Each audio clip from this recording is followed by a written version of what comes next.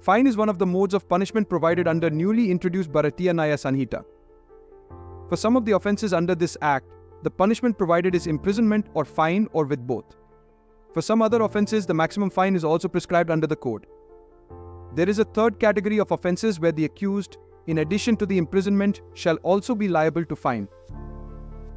In this video, we will explore the question of whether it is mandatory for the court to impose a fine for certain categories of offences under the Bharatiya Nyaya Sanhita, or if the court has discretion in such cases. While a judicial first-class magistrate can impose a fine up to 50,000, other criminal courts like Sessions Court, Additional Sessions Court, and Chief Judicial Magistrate can impose any amount of fine by virtue of provisions contained in Section 23 of Bharatiya Nagarik Suraksha Sanhita. When no amount of fine is specified for a particular offence, Section 8.1 of Bharatiya Nyaya Sanhita says that the amount of fine to which the offender is liable is unlimited, but shall not be excessive.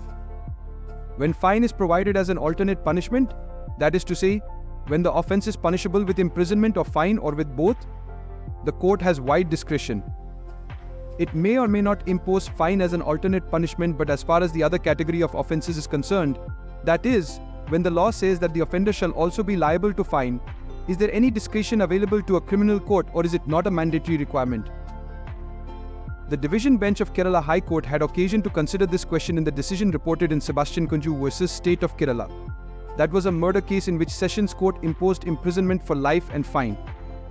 The High Court in appeal altered the conviction to offence under Section 105 of Bharatiya Nyaya Sanhita. In the judgment, the Division Bench considered the meaning of the expression and the offender is liable to fine in Bharatiya Nyaya Sanhita. Relying on Teta versus Ganori, the court held that the expression the offender is also liable to fine does not mean that the court shall impose fine in all cases. According to the Division Bench, there is discretion available to court to impose or not to impose fine in such cases. The Supreme Court considered this question in Zunjaro Bikuji Nagokar case. That was a case initiated on disciplinary proceedings.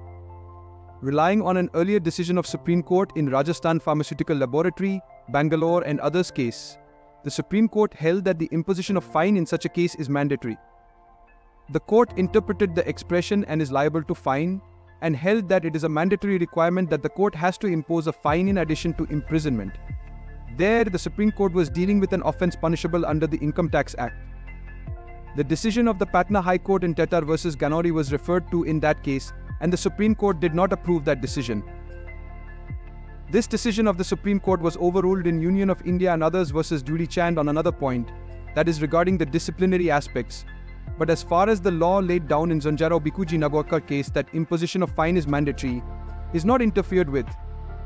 So the result is that the decision of the Honourable High Court of Kerala in Sebastian Kunju's case is not good law.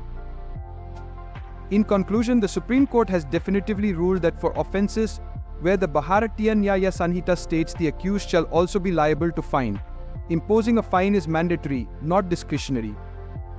Therefore, courts must now impose fines in addition to imprisonment for these specific offences, ensuring uniform application of the law across India.